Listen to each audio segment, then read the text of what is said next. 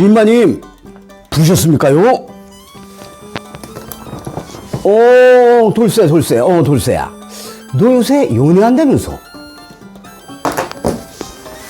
예? 예. 그렇게 됐습니다요. 야, 인마. 너 310호집 그 개집종 5월이랑 연애를 한다면서? 왜 주인마님? 우리 서로 사랑해요. 사랑이 죄는 아니잖아요. 우리 결혼시켜줘요. 이 새끼가 이게 누구 맘대로 연애질을 해? 야, 혼인을 해? 너 잠자고 있다가 501호 딸내미랑 결혼해. 그 집 나한테 돈 아직 못 갚아서 이자 밀린 게 있어요. 다음 달이 되면 그 집 딸을 내놓기로 했어. 그게 무슨 말씀이에요? 저는 싫어요. 싫어요, 마님. 닥쳤나? 이게 노비 주제, 이게. 방금의 이야기를 들으니까 오늘의 주제는 제 맘대로 결혼도 할 수 없었던 노비들의 이야기인 듯합니다. 그런데 왜 옆집 노비랑은 결혼을 못하고 앞집 노비도 아닌 양인 여자랑 결혼을 해야 합니까? 바로 노비의 숫자를 늘리려고 하는 양반놈들의 계략이 숨어 있는 겁니다. 조선 때에 양천교혼이라는 말이 있습니다. 양천교혼, 양인, 천민이 즉 노비가 결혼을 한다 라는 뜻이지요. 그런데 이럴 경우 그 자식의 신분이 노비가 된다는 말입니다. 이는 뭐냐? 일천즉천이라고 합니다. 부부 중 하나가 천하면, 즉 일이 천하면 즉 다 천한 거다. 그러니 당연히 그들 사이에서, 즉 양인과 노비 사이에서 태어난 자식은 천한 거다. 바로 노비가 된다는 말씀이죠. 노비의 숫자가 늘어나는 원리를 한번 따져보겠습니다. 경우가 한 3가지 정도가 있는데요. 먼저 경우 1. 우리 집의 남자 종, 즉 노, 그 다음에 옆집의 여자 종, 비, 이 둘이 결혼을 해서 둘 사이에 자식이 태어나게 되면 이 자식은 옆집의 노비가 됩니다. 이 경우 우리 집 노비 1한테 재생산되는 노비의 수는 0이 되는 거야. 0. 1에서 0. 손해죠. 이게 왜 그러냐면 엄마 쪽 소속에 따르기 때문에 그렇습니다. 노비는 사람이 아니라 가축이기 때문에도 그래요. 이게 무슨 말이냐면 우리 집 수캐하고 옆집의 암캐가 교미를 해서 강아지를 낳았다. 그러면 그 강아지 누구 겁니까? 옆집 거 아닙니까? 2세를 최후에 출산하는 주체가 소유한다라는 인식이 있기 때문에 그렇습니다. 그거보다도 더 우선적인 거는 노비는 사람이 아니다라는 거죠. 자, 그럼 경우 2를 한번 보겠습니다. 두 번째는 우리 집 남자 종, 즉 노와 우리 집의 여자 종, 비, 즉 우리 집에 있는 노비끼리 결혼을 해서 자식을 낳았다. 그러면 그 자식은 당연히 우리 집 노비가 되겠죠. 그런데 여기서 문제가 있죠. 우리 집 노비 둘에게서 노비가 재생산된 수가 1입니다. 2명의 노비에서 1명의 노비가 재생산됐어요. 앞의 경우에는 1명의 노비에서 노비의 재생산이 없었죠. 자, 그러면 마지막으로 3번째 경우 3. 우리 집 노비와 양인 여자가 결혼을 했다. 그리고 자식을 낳았다. 근데 그러면 이 자식은 우리 집 노비가 된다. 왜 그러냐? 양천교혼 중에도 일천즉천 때문에 그렇다 이거죠. 앞서서 말씀드린 하나가 천하면 다 천하다. 그래서 노비다 말이야. 그 자식도. 그래서 이 경우에는 우리 노비 하나에서 하나의 새로운 노비가 재생산되지 않습니까? 그래서 양천교혼을 하게 되면 노비의 숫자가 증가한다.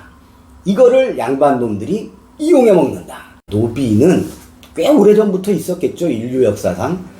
그런데 원시 공동체 사회에서는 노비가 없었습니다. 이땐 계급도 없었기 때문에 당연히 노비가 없었죠. 그러다가 점점 사회가 분화되고 부족 단위로 집단화되면서 이 부족 간에 서로 전쟁을 하게 되지 않습니까? 그러다 보니 전쟁포로가 생기죠. 이 전쟁포로가 노비화되는 겁니다. 그리고 계급이 생긴다는 것은 이미 사유재산이 있다는 거죠. 그러다 보면 채무, 가난 이런 것들로 인해서 노비화되는 계층도 발생하게 되는 거죠. 특히 고려 백제 신라가 쟁패를 하던 이 열국시대가 되면 전쟁이 아주 잦지 않습니까? 그러다 보니까 포로 노비가 많이 생기고요. 경제적 유저들이 노비로 전락한 사례들이 점점 늘어나기 시작합니다. 그럼 노비가 등장하게 되는 이 옛 기록을 한번 살펴볼까요? 우리가 역사 시간에 학교 다닐 때 배운 겁니다. 고조선의 8조 법금 또는 8조 금법이라고도 하죠. 여기에 이런 대목이 있지 않습니까? 절도한 자는 노비로 삼는다.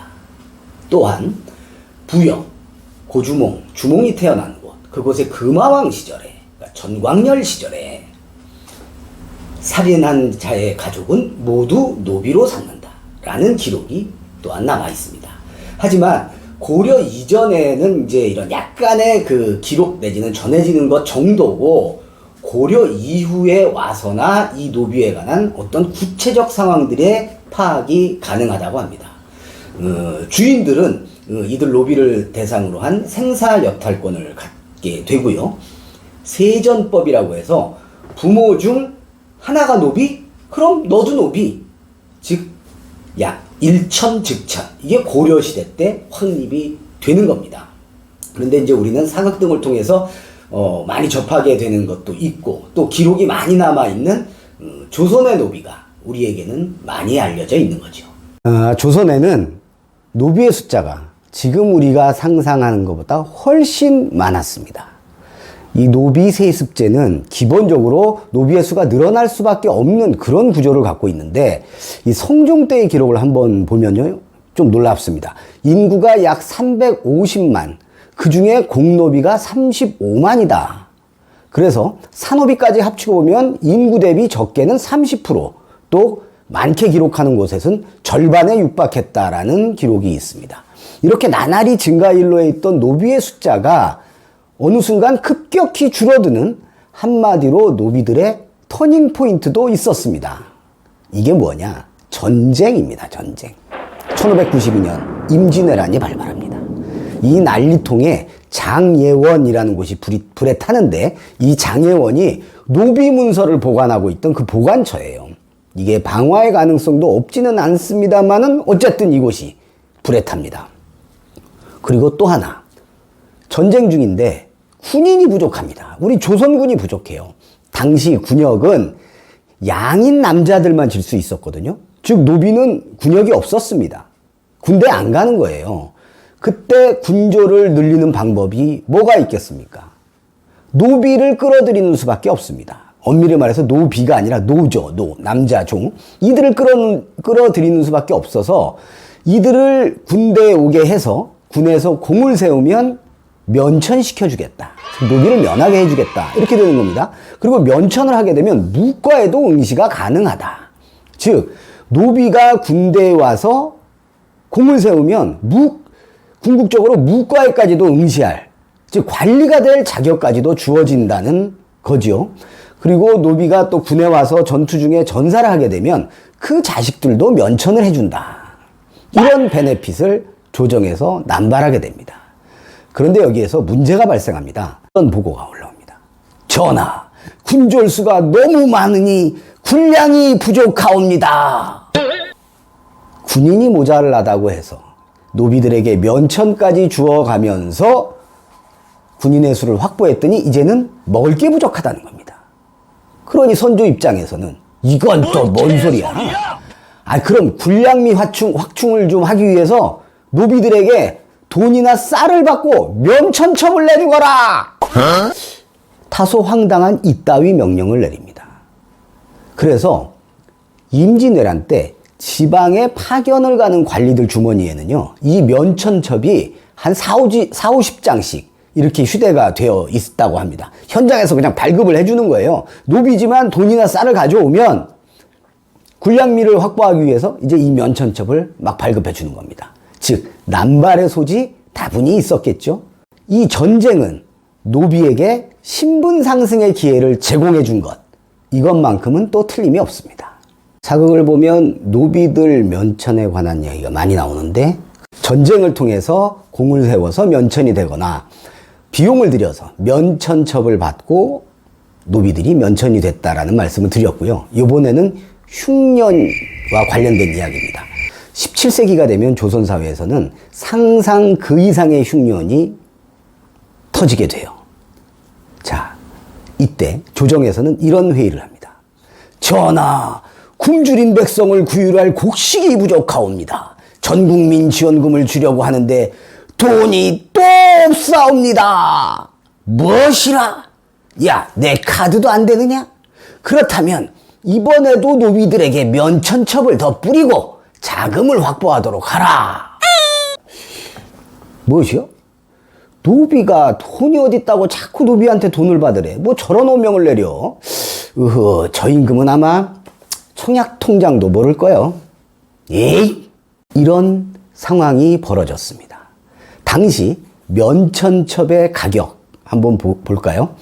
나이가 10살에서 50살, 50세까지 면천을 하려면 쌀 50석을 갖다 바쳐야 됩니다. 그리고 10살 이하, 50살 이상의 경우는 쌀 30석을 내야 면천첩을 받을 수가 있습니다. 근데 요거 이렇게 말씀드리면 어뜻 이해가 안 가니까 한 석이 면포 2필이라고 하는데 요게 조금 넘는데요. 면포 2필을 조금 넘는데 당시 노비들의 연봉이 면포 2필 정도였습니다.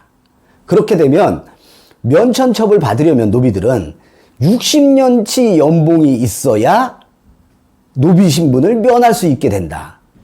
이런 어마무시한 이야기가 되는 거죠. 물론 탁상공론적인 측면 없지 않아 있긴 합니다만은 현실성이 전혀 없었던 건 아닙니다. 왜냐하면 노비에게도 사유재산이 인정됐기 때문에 그래요. 즉 노비도 재산을 모을 수 있고요. 상속도 가능했다는 겁니다.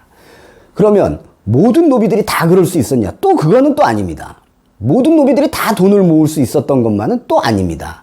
일정하게 현물만 바치면 된다 하는 이 신공노비들이라는 게 있거든요. 이 납공노비들이라고 하고 대부분의 공노비가 이들에 속하는데 이들은 연간 일정액을 바치고 즉 주인이나 국가의 소득의 일정액을 생산량의 일정액을 바치고 남은 것은 in my pocket, it's mine이 되는 겁니다. 이 제 것이 되기 때문에 흔치는 않지만 농사 짓고 장사하고 하면서 부를 축적하는 것도 전혀 불가능한 일만은 아니었다라는 말씀이죠. 하지만 이런 것도 사노비 중에서는 중에 그 솔고노비, 주인하고 같이 사는, 우리가 드라마에서 보는 얘 돌쇠야 마당새야 그럼 얘 마님 하고 떼우는 이들에게는 거의 불가능했고요. 공노비들이나 꿈꿔볼 수 있는 그런 일이었다고 합니다. 나날이 늘어만 가던 조선의 노비는 임진왜란과 17세기 큰 흉년을 계기로 해서 어느 정도 후기로 조선 후기가 되면서 그 수가 줄어들기 시작합니다.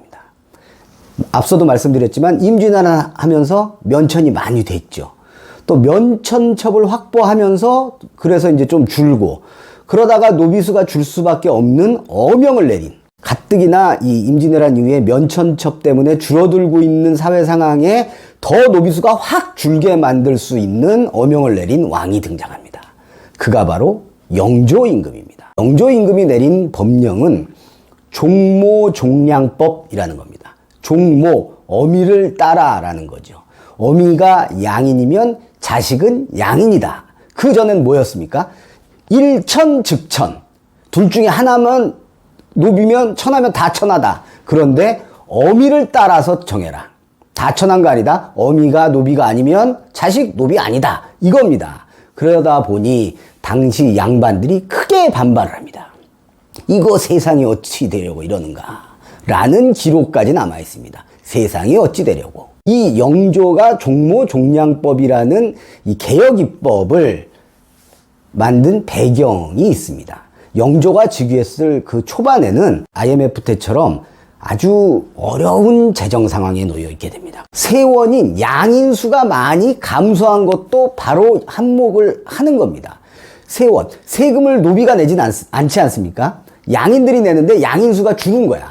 그 이전에 노비의 수들이 너무 많이 늘어나 있는 것도 원인이 되겠죠. 그래서 양천교원과 일천즉천, 이거를 하면 노비의 수는 늘어나겠지만 양인의 수는 줄어든다는 겁니다. 즉 세금을 거둬들일 수 있는 세원이 준다는 거죠. 세수 확보를 위해서 양인의 수를 늘릴 수밖에 없는 정책이 필요하게 됩니다. 그래서 영조가 양의 수를 늘려라 라고 하게 되는 거죠.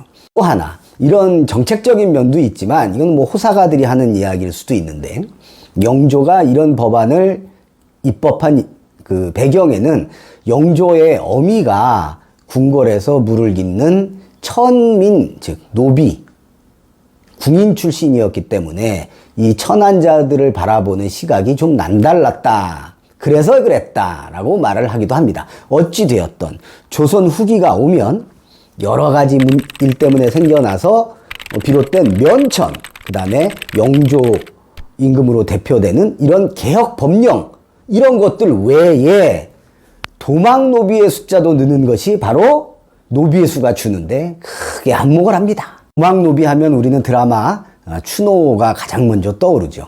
이 면천의 기회 같은 경우에도요, 공노비에 국한되어 있다시피 하지 않습니까? 앞선에서 살펴봤듯이 사노비나 이 재산이 없는 노비들, 이들은 인간 본연의 자유를 갈망하는 그 본능, 이 본능에 입각해서 도망가는 수밖에 없게 됩니다. 정조대에 이르면 사노비가 그 이전에 비해서 16% 정도로 하락을 하고요. 공노비는 임진왜란 전 대비해서 10% 정도만 남았다라고 합니다.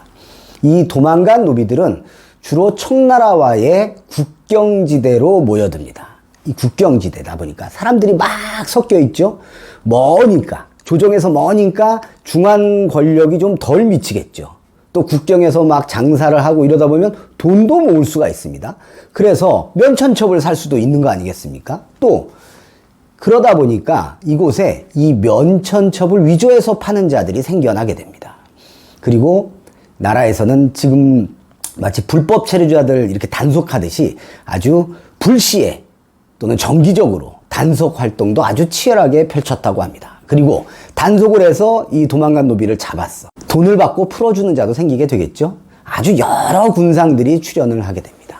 영조의 개혁 입법은 본인의 엄마가 노비라서 저런 법을 만들었다라는 폄하된 평가가 존재하기는 하지만 어쨌든 계급이 갖고 있는 그 비인권적인 요소를 타파해 나가는데 큰 단초가 된 것만큼은 틀림이 없는 사실입니다. 실학자 유수원 선생은 인권의 중요성을 강조하면서 신분제 철폐를 주장하기까지도 하지요. 시대정신을 외면할 수가 없는 당시의 조정은 드디어 18세기 공노비부터 먼저 해방을 시켜줍니다. 18세기에 공노비 해방, 그리고 1894년 우리나라의 노비제는 완전 폐지가 되게 됩니다. 그러면서 이 땅의 노비는 쫑! 이렇게 되는 거죠. 역마살 친구 여러분, 오늘의 여러분의 10분의 1은 어떤 겁니까? 이 조선의 노비 숫자가 생각보다 훨씬 많았다라는 점, 양촌교원으로 인해서 양반들이 노비 숫자를 늘리려는 꼼수를 열랐었다는 점, 또 영조의 개혁 입법에 반대하면서 이게 나라야! 라고 지랄하던 개쉐이들이 지금이나 그때나 있었다는 점 등이 제가 추천하는 오늘의 10분의 1이 되겠습니다.